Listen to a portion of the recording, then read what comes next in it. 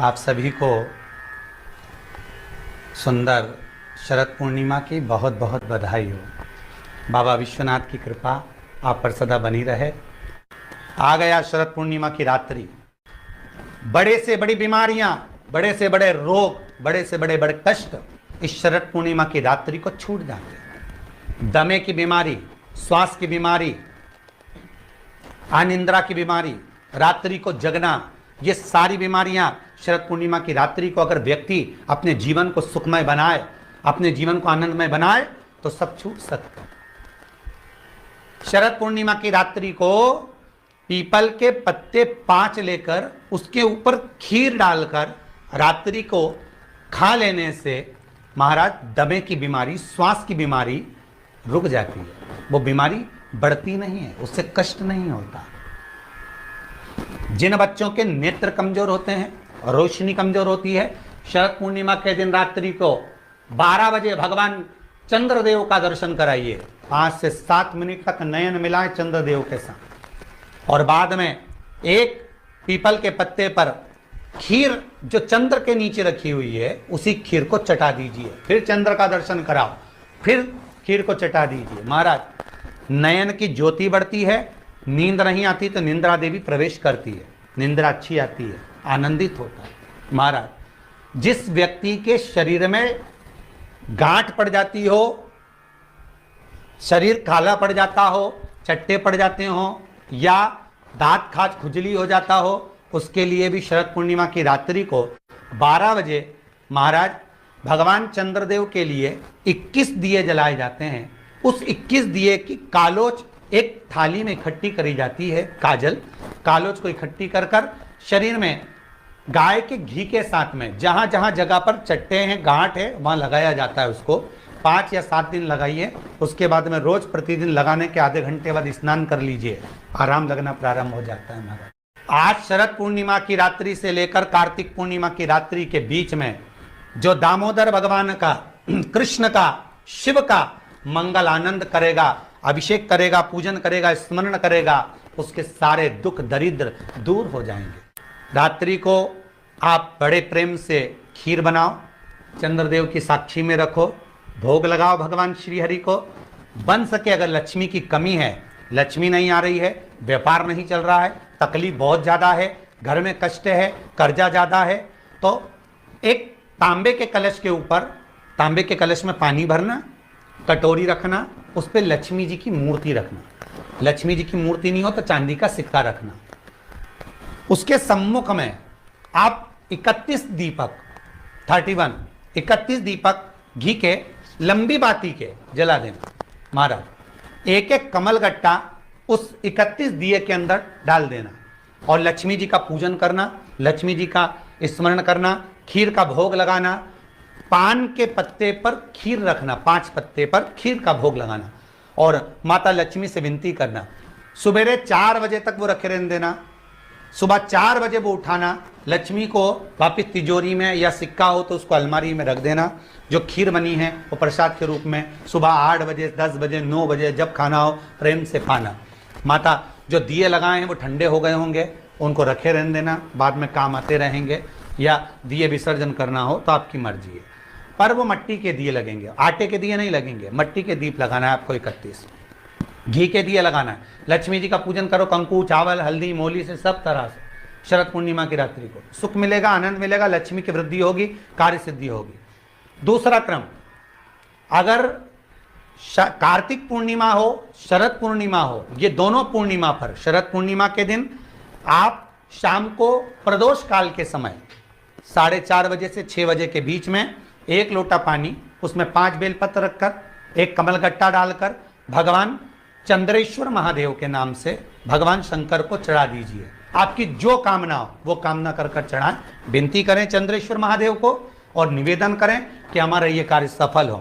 केवल शरद पूर्णिमा के दिन चढ़ाइए, कार्तिक पूर्णिमा तक क्या फल मिलता है हमको जरूर बताइए। भी शरद पूर्णिमा की रात्रि को और कार्तिक पूर्णिमा की रात्रि को गर्भवती नारी अपनी नाभि पर यदि चंद्र की दृष्टि पड़वा लेती है तो बच्चा विकलांग पैदा नहीं होता है। गर्भ से जो बालक होगा श्रेष्ठ होगा, विद्वान होगा, चतुर होगा, पढ़ने में होशियार होगा, क्योंकि ये चंद्र की किरणें जब समुद्र में उछाल ला सकती हैं तो आपके जीवन में भी तरक्की ला सकती है, उछाल ला सकती है। शरद पूर्णिमा से कार्तिक पूर्णिमा के बीच में प्रयास करना, दुकान नहीं चल रही हो, व्यापार नहीं हो रहा हो, तकलीफें बहुत ज्यादा हो, घर में क्लेश जाता हो, अशांति ज्यादा हो, पैसे नहीं आ रहे हो, 1 रुपया कमा रहे 100 रुपये खर्च हो रहा है, बहुत टेंशन है, तो शरद पूर्णिमा से कार्तिक पूर्णिमा तक एक हल्दी और कुंकू, ये थोड़ा सा मंदिर में लेकर जाइए,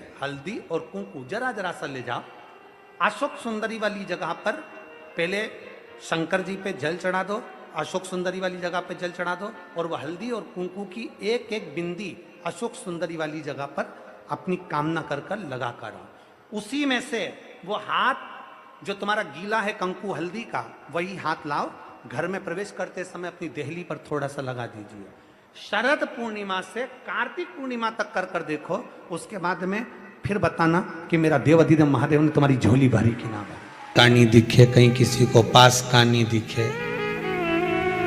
रहते हैं, उसके लिए भी है शरद पूर्णिमा के दिन तुलसी की जो डंडी होती है, बेलपत्र की जो ये डंडी है, ऐसे ही तुलसी का जो पत्ता होता है, उस पत्ते की जो डंडी होती है, उस डंडी को चंद्रमा को देखा जाता है, उस डंडी की जो कोर होती है, उस कोर को दृष्टि से मिलाया जाता है।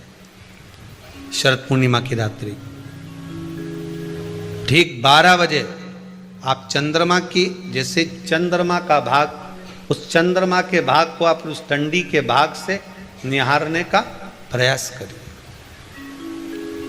महाराज घर में आई है, घी का दिया लगाई है, उस घी के दीप को लगाने के बाद पूर्णिमा के दिन उस पर एक प्लेट थोड़ी तिरछी कर कर रख दो, जिससे उसकी कालोच, काई की, उस दीप की, घी के दीप की कालोच उस प्लेट पर आ जाए। थोड़ी सी कालोच ले लीजिए, 5-10 मिनट में आ जाएगी। उसको गाय के घी में मिलाकर आंखों में सुरमा लगाकर रात्रि को सो जाइए। 3 दिन बाद आप महसूस करेंगे कि नेत्र की ज्योति बढ़ना प्रारंभ हो रही है। पूर्णिमा का जो चंद्र है वो विशाल का है, और उस चंद्र की पूर्णता में हमारी अभिलाषाएं भी पूर्ण हो।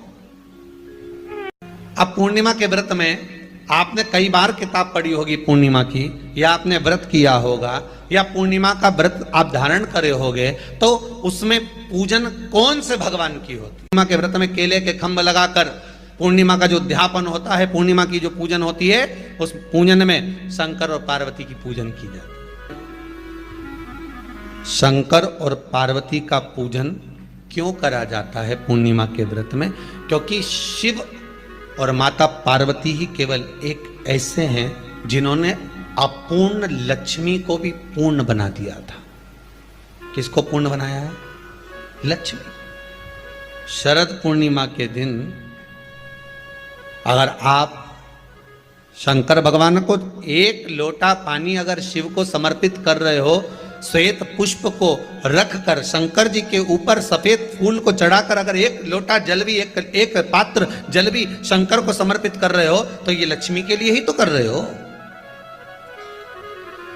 और कौन सी लक्ष्मी? पूर्ण लक्ष्मी। पूर्ण लक्ष्मी। आपको पहले भी कथा में कहा, एक बार भगवान विष्णु के सामने लक्ष्मी मैया ने बहुत तेज स्वर में कह दिया था, नारायण, दुनिया के लोग आपका नाम जपते हैं, दुनिया के लोग नारायण नारायण कहते हैं, दुनिया के लोग आपका भजन करते हैं, पर सत्य मायने में कहूं ना तो मेरे बिना दुनिया के लोगों की नहीं चल सकती। शरीर में रोग है, बीमारी है, काया विकार हो रही है, तो सीधी सीधी बात शिव महापुराण की कथा कहती है, सुंदर आनंद में श्रवण कर कर आप अपने जीवन को, ये पूर्णिमा शिव महापुराण की कथा कहती है, शरद पूर्णिमा आ रही है, कुछ नहीं करना, पीपल का एक पत्ता, उस पत्ते पर थोड़ा सा चावल, थोड़ा सा चावल, पूर्णिमा की रात्रि को अपने हाथ में लेकर अपने नयनों से लगाकर शरीर पर से स्वयं उतार कर उसको दरवाजे के पास रख दीजिए पूर्णिमा की रात्रि को पूर्ण होने पर उस चावल को दूसरे दिन सूंघ कर बहते हुए पानी में डाल दीजिए।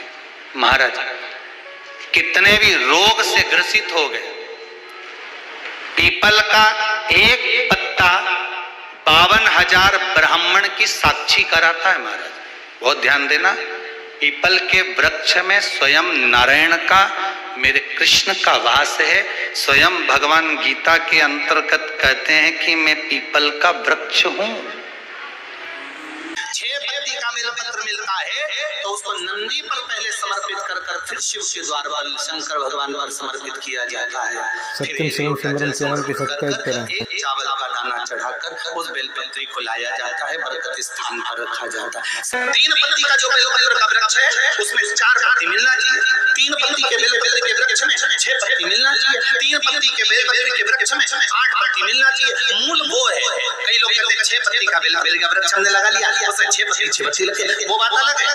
पर 3 पत्ती के बेलपत्र के वृक्ष में जब 4 पत्ती मिले, 5 पत्ती मिले, 6 पत्ती मिले, मतलब 3 पत्ती का जो बेलपत्र का वृक्ष है वो माता पार्वती जी के अश्रु का है। पार्वती जी के ही उस पौधे में जब उमा, सती, कात्यायनी इनका पत्ता प्राप्त होता है तब वो जीवन को सुख प्रदान कर देता है। उस पत्ते की जरूरत है।